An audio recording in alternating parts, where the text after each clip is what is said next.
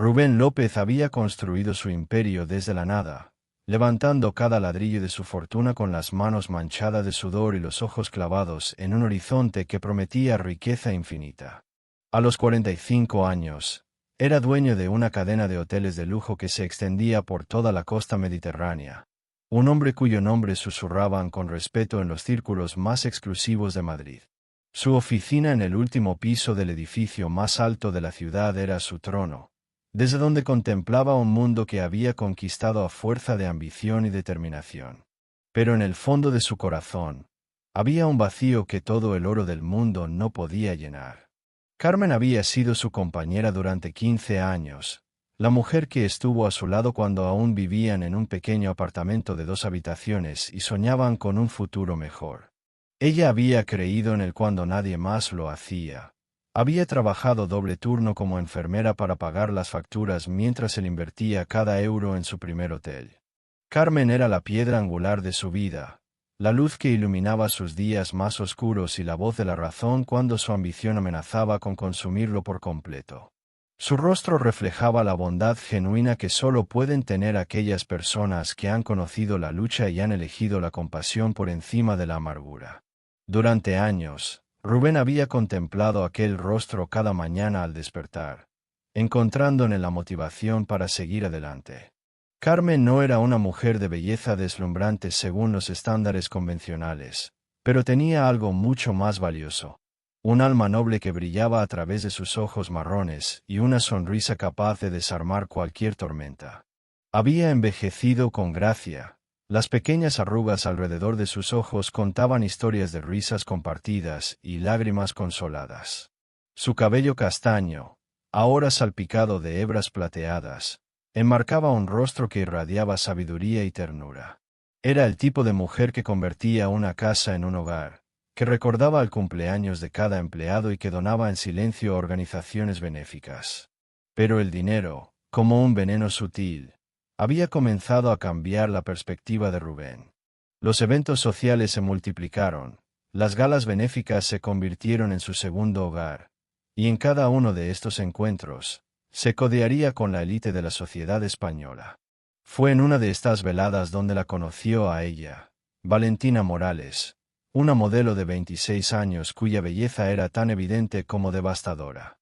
Alta, esbelta, con una melena rubia que caía como cascada dorada sobre sus hombros desnudos, poseía el tipo de hermosura que detenía conversaciones y hacía que los hombres perdieran el aliento.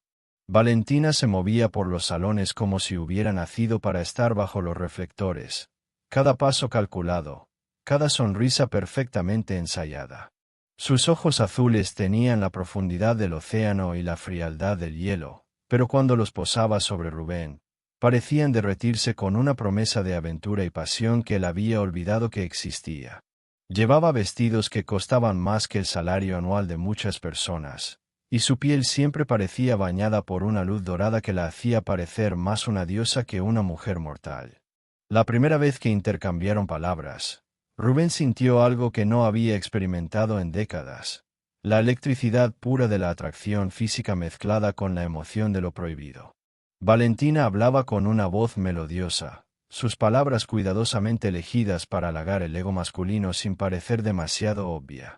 Le contó sobre su carrera internacional, sus viajes por el mundo, las sesiones fotográficas en lugares exóticos que él solo había visto en revistas.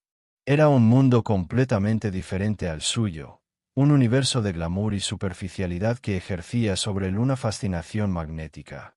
Los encuentros comenzaron como coincidencias casuales en eventos sociales, pero pronto se convirtieron en citas clandestinas que Rubén justificaba como reuniones de negocios. Valentina tenía la habilidad de hacerle sentir joven nuevamente, de despertar en él una pasión que creía enterrada bajo años de rutina matrimonial y responsabilidades empresariales. Cada conversación con ella era como una bocanada de aire fresco en una vida que, sin darse cuenta, se había vuelto predecible y gris.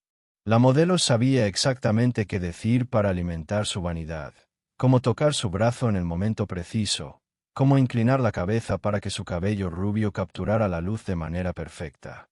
Durante meses, Rubén vivió una doble vida que lo consumía por completo.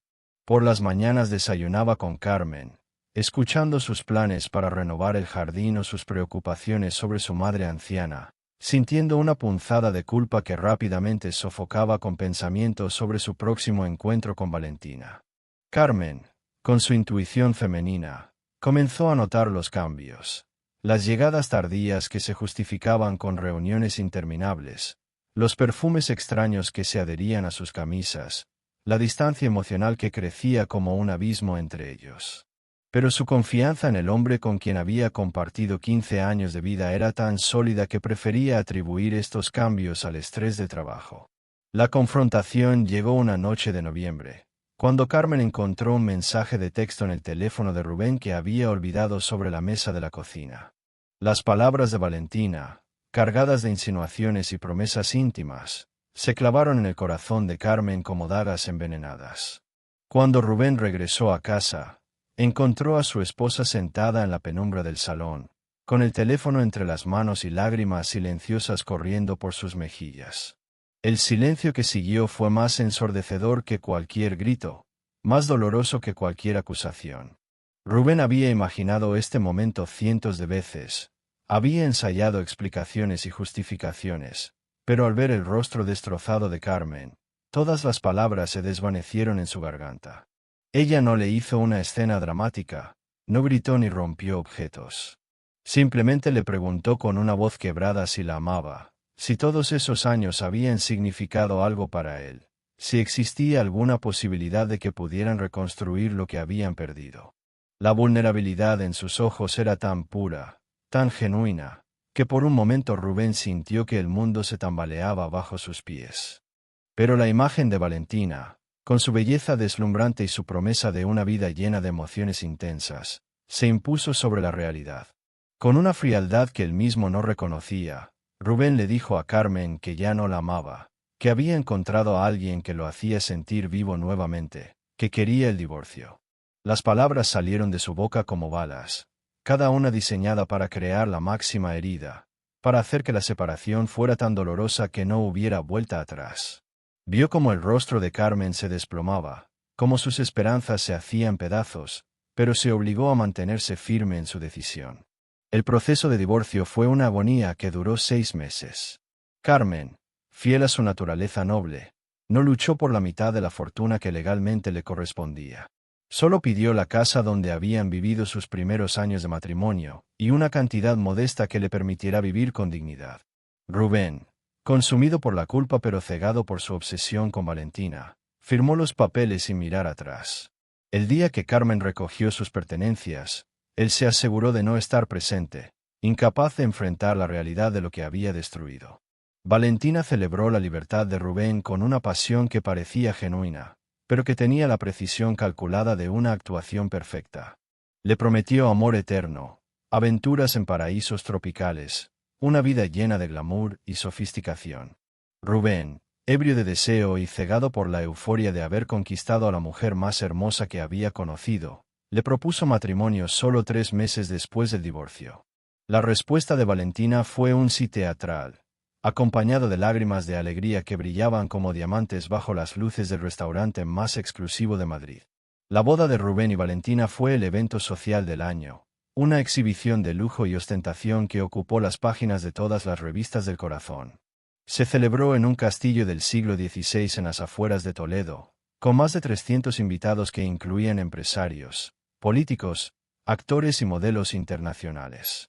Valentina lució un vestido de alta costura valorado en 50.000 euros, diseñado especialmente para ella por uno de los modistos más reconocidos de París.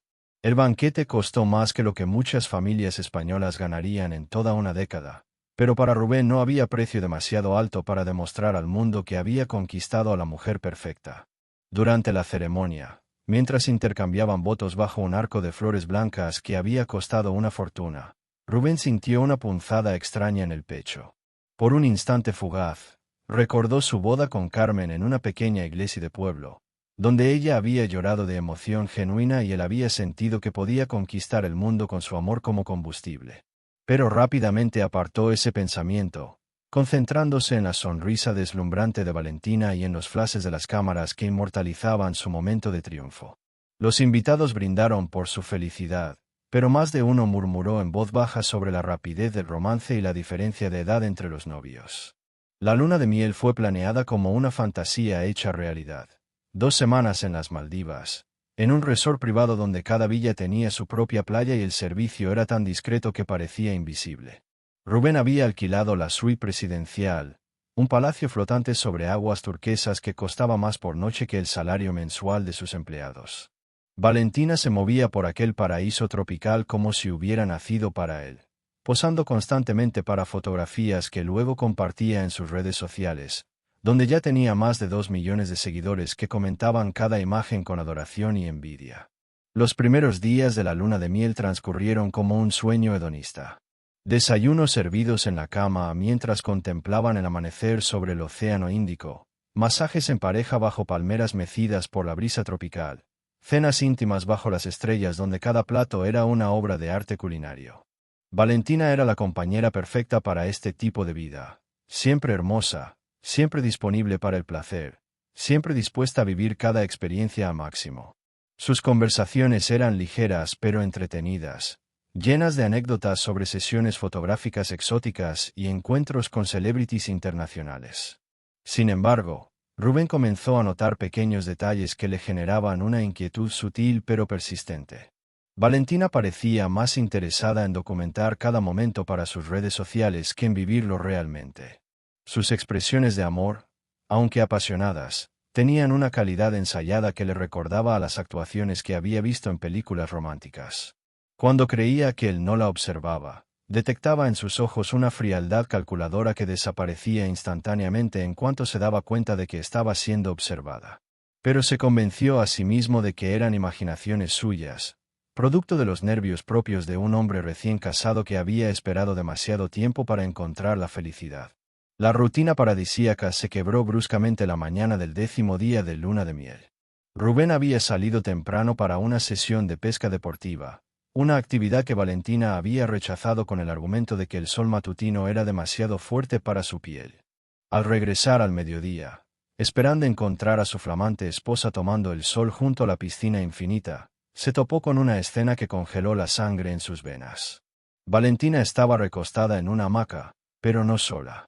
Junto a ella, tan cerca que sus respiraciones se mezclaban, estaba Miguel Herrera, el instructor de buceo del resort, un hombre de 30 años con el físico esculpido de un atleta y la sonrisa seductora de quien sabe exactamente el efecto que causa en las mujeres. La intimidad entre ellos era evidente incluso desde la distancia. Miguel acariciaba el brazo desnudo de Valentina con una familiaridad que hablaba de encuentros anteriores, mientras ella reía con una espontaneidad que Rubén nunca había visto dirigida hacia él. Sus cuerpos estaban tan cerca que parecían imantados, y en los ojos de Valentina brillaba una pasión auténtica que contrastaba dolorosamente con la actuación calculada que había desplegado durante toda su relación. Era como si Rubén estuviera viendo por primera vez a la mujer real que se escondía detrás de la máscara de perfección que había construido para conquistarlo. El mundo de Rubén se desmoronó en cuestión de segundos, como un castillo de naipes golpeado por un huracán. Permaneció inmóvil detrás de las palmeras, observando a su esposa de apenas 10 días compartir una intimidad que jamás había experimentado con él. Miguel le susurraba algo al oído a Valentina, y ella respondía con una risa cristalina que resonó en el pecho de Rubén como el sonido de cristales rompiéndose. Era la risa de una mujer enamorada, libre de cálculos y artificios, completamente diferente a las sonrisas medidas que había recibido durante todo su cortejo y matrimonio. La confrontación que siguió fue brutal en su simplicidad. Rubén se acercó con pasos que resonaban sobre la madera del deck como martillazos sobre su propio ataúd. Valentina y Miguel se separaron con la prisa culpable de dos adolescentes sorprendidos en una travesura, pero ya era demasiado tarde. Los ojos de Valentina, que durante meses habían simulado amor y devoción, ahora mostraban algo mucho más honesto. Fastidio por haber sido descubierta y una pizca de alivio por no tener que seguir fingiendo. Miguel intentó balbucear una explicación incoherente sobre técnicas de relajación muscular, pero las palabras se desvanecían en el aire tropical como humo sin sustancia. Rubén no gritó, no montó en cólera, No hizo ninguna de las escenas dramáticas que las películas habían grabado en su imaginación. Simplemente preguntó cuánto tiempo llevaba ocurriendo aquello, su voz tan fría y controlada que parecía pertenecer a otra persona. Valentina, recuperando su compostura con la velocidad de una actriz consumada, se incorporó en la hamaca y lo miró con una expresión que mezclaba desafío y desdén. Le dijo que había conocido a Miguel el segundo día de luna de miel, que lo que había surgido entre ellos era real, auténtico, algo que él nunca podría entender porque estaba demasiado obsesionado con poseer cosas hermosas para apreciar los sentimientos genuinos. Las palabras de Valentina eran dagas envueltas en terciopelo, diseñadas para causar el máximo daño con la máxima elegancia. Le explicó con una frialdad quirúrgica que su matrimonio había sido una transacción comercial disfrazada de romance, que ella había cumplido su parte del trato siendo la esposa perfecta para sus fotografías y eventos sociales, pero que nunca había prometido entregarle su corazón.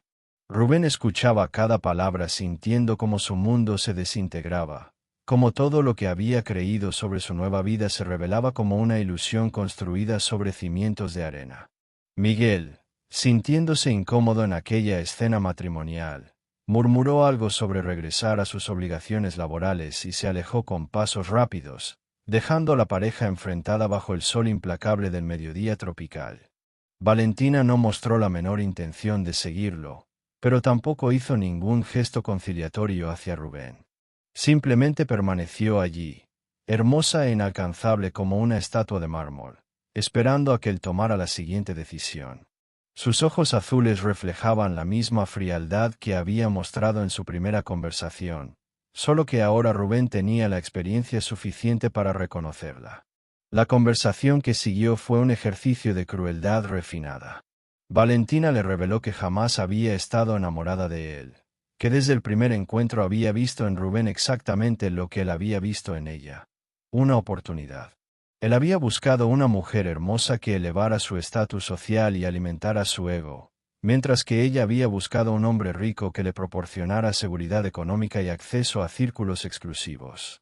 La diferencia, le explicó con una sonrisa que no llegaba a sus ojos, era que ella nunca se había engañado creyendo que se trataba de amor verdadero. Las horas que siguieron fueron un borrón de conversaciones tensas, llamadas telefónicas a abogados y la realización gradual de que su matrimonio había terminado antes de comenzar realmente. Valentina empacó sus pertenencias con la eficiencia de alguien que había planeado esta eventualidad desde el principio, cada movimiento calculado para transmitir indiferencia. No hubo lágrimas, no hubo súplicas, no hubo promesas rotas de reconciliación. Solo la fría mecánica de dos personas desenredando una transacción que ya no beneficiaba a ambas partes. Esa noche, mientras Valentina cenaba con Miguel en un restaurante del resort como si Rubén no existiera, él permaneció solo en la suite presidencial que ahora le parecía un mausoleo de mármol y oro.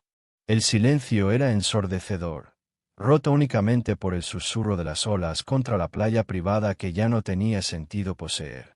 Por primera vez en meses, tal vez en años, Rubén se vio obligado a enfrentar la realidad sin filtros ni ilusiones, y lo que vio le provocó una náusea que no tenía nada que ver con el movimiento del océano. El vuelo de regreso a Madrid fue una travesía por el infierno personal de Rubén. Sentado en primera clase, rodeado del lujo que antes le había parecido una confirmación de su éxito, ahora se sentía como un impostor vestido con ropas ajenas. Valentina había decidido quedarse en las Maldivas con Miguel, justificando su decisión con el argumento de que necesitaba tiempo para pensar en su futuro. La facilidad con la que había tomado esa decisión, la ausencia total de conflicto interno, le había mostrado a Rubén la verdadera dimensión de su error. No había destruido su matrimonio con Carmen por amor. Lo había destruido por vanidad, por el deseo patético de un hombre de mediana edad de demostrar que aún podía conquistar a una mujer joven y hermosa. Durante las 14 horas de vuelo, Rubén no pudo dormir, comer o concentrarse en ninguna distracción. Su mente era un torbellino de recuerdos que se sucedían con la crueldad implacable de una tortura diseñada específicamente para él. Recordaba la cara de Carmen la noche que encontró el mensaje de Valentina, la forma en que sus esperanzas se habían desplomado cuando él le pidió el divorcio, la dignidad silenciosa con la que había aceptado una separación que no merecía.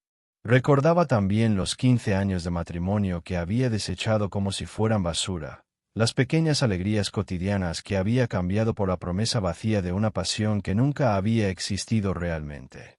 La llegada a Madrid fue un despertar brutal a una realidad que ya no reconocía. Su apartamento en el barrio de Salamanca, decorado por diseñadores de interiores al costo de una fortuna, le parecía ahora un escenario teatral vacío esperando una obra que nunca se representaría. Las fotografías de su boda con Valentina, que había mandado ampliar y enmarcar antes del viaje, lo miraban desde las paredes como burlas silenciosas de su propia estupidez. Cada rincón de aquel espacio estaba impregnado del perfume francés de Valentina. Cada objeto le recordaba conversaciones superficiales y promesas huecas que ahora comprendía habían sido mentiras desde el primer día. Los días siguientes transcurrieron en una nebulosa de reuniones con abogados, llamadas telefónicas que no respondía y decisiones que tomaba con el piloto automático de un hombre que había perdido el interés por su propia vida. Sus empleados lo notaban distante y ausente, sus socios comenzaron a murmurar sobre su estado mental, pero Rubén apenas registraba estas preocupaciones. Estaba viviendo la experiencia de un hombre que se había dado cuenta, demasiado tarde, de que había cambiado oro genuino por oropel brillante. La tentación de buscar a Carmen se volvió una obsesión constante que lo atormentaba durante las noches insomnes. Sabía dónde vivía, conocía sus rutinas, podría aparecer en su puerta con flores y súplicas de perdón. Pero cada vez que consideraba esta posibilidad, la imagen del rostro destrozado de Carmen la noche del divorcio lo detenía en seco. Había sido él quien había elegido herir de la forma más profunda posible, quien había pronunciado las palabras diseñadas para crear heridas que no cicatrizarían fácilmente. El perdón no era algo que pudiera exigir o esperar. Era una gracia que solo Carmen podía conceder, y después de lo que le había hecho, no tenía derecho ni siquiera a pedirla. Una semana después de su regreso, mientras revisaba documentos legales para formalizar su separación de Valentina, Rubén recibió una llamada que cambiaría su perspectiva para siempre. La voz al otro lado de la línea pertenecía a Patricia Ruiz, la mejor amiga de Carmen desde la universidad, una mujer que siempre había visto a través de las máscaras sociales y que nunca había aprobado la forma en que Rubén había tratado a su amiga. Patricia no perdió tiempo en preámbulos corteses. Le dijo directamente que Carmen estaba en el hospital, que había sufrido un colapso 3 días después de que él partiera hacia su luna de miel. Las palabras de Patricia cayeron sobre Rubén como rocas en un estanque tranquilo, creando ondas de conmoción que se extendían hasta los rincones más profundos de su conciencia.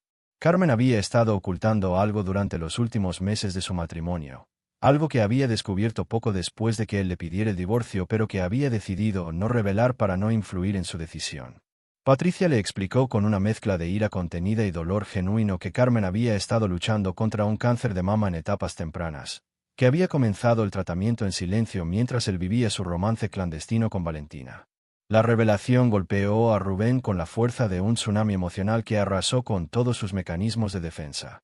Carmen había enfrentado sola el terror de un diagnóstico de cáncer. Había soportado los primeros ciclos de quimioterapia mientras él la acusaba de estar distante y poco interesante. Había guardado silencio sobre su enfermedad incluso durante el proceso de divorcio, prefiriendo que él creyera que simplemente no la amaba lo suficiente antes que sentir que se quedaba con ella por pena o obligación. Era un acto de amor tan puro, tan desinteresado, que Rubén sintió que el suelo se abría bajo sus pies. La carrera hacia el hospital fue una odisea desesperada a través de las calles de Madrid que Rubén conocía de memoria, pero que ahora le parecían un laberinto diseñado para mantenerlo alejado del único lugar donde necesitaba estar. Cada semáforo en rojo era una eternidad, cada embotellamiento una conspiración del universo contra él. Sus manos temblaban sobre el volante mientras su mente procesaba la magnitud de lo que Patricia le había revelado. Carmen no solo había enfrentado su traición y abandono con una dignidad que él no merecía, sino que había cargado además con el peso de una batalla médica que podría determinar su supervivencia. El Hospital Universitario La Paz se alzaba ante él como una fortaleza blanca que guardaba secretos de vida y muerte. Rubén corrió por los pasillos con la desesperación de un hombre que había comprendido demasiado tarde el valor de lo que había perdido. La habitación 212 se convirtió en el destino más importante de su vida, más crucial que cualquier reunión de negocios, cualquier fusión empresarial o cualquier logro financiero que hubiera perseguido durante décadas. Cuando finalmente se detuvo frente a la puerta, el miedo lo paralizó por completo. Patricia estaba allí, sentada en una silla de plástico azul que parecía haber sido diseñada para la incomodidad, con ojeras profundas que hablaban de noches en vela y una expresión que mezclaba agotamiento con una ira silenciosa dirigida hacia él. Al verlo llegar, se puso de pie con la lentitud de alguien que ha estado demasiadas horas en el mismo lugar, y lo miró con una frialdad que era más efectiva que cualquier grito o acusación. Le explicó en voz baja, para no disturbar a otros pacientes, que Carmen había sufrido una reacción adversa severa a la quimioterapia, complicada por el estrés emocional del divorcio y la depresión que había tratado de ocultar a todos. Durante los días siguientes, Rubén se convirtió en un fantasma que vagaba por los pasillos del hospital, durmiendo en sillas incómodas y alimentándose de café de máquina expendedora y la culpa que lo consumía desde adentro. Carmen permanecía inconsciente, conectada a máquinas que monitoreaban cada latido de su corazón y cada respiración de sus pulmones. Los médicos hablaban en términos técnicos sobre su estado, usando palabras como estabilización y pronóstico reservado que sonaban como sentencias de muerte pronunciadas en un idioma extranjero.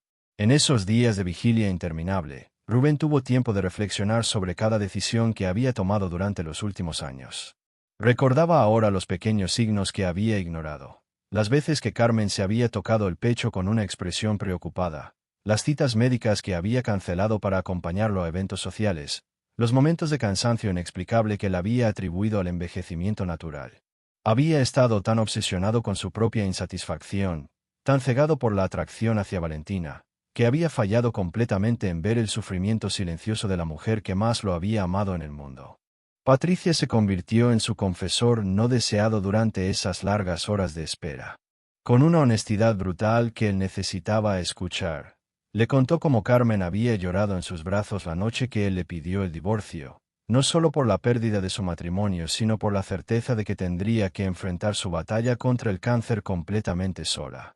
Le reveló que Carmen había vendido discretamente algunas joyas para pagar el tratamiento privado, no queriendo ser una carga para nadie, incluso después de que él la hubiera abandonado por una mujer 20 años más joven. Los médicos permitían visitas breves, y Rubén pasaba esos preciosos minutos sentado junto a la cama de Carmen, observando su rostro pálido pero sereno, diciéndole todo lo que no había tenido el valor de expresar durante los años de matrimonio. Le pedía perdón por su ceguera, por su crueldad, por haber sido demasiado cobarde para valorar el amor genuino cuando lo tenía en sus manos. Sabía que probablemente no podía escucharlo, pero necesitaba decir las palabras de todos modos, como si pudieran viajar a través del espacio que separaba la conciencia del coma y llegar hasta el lugar donde el alma de Carmen luchaba por regresar.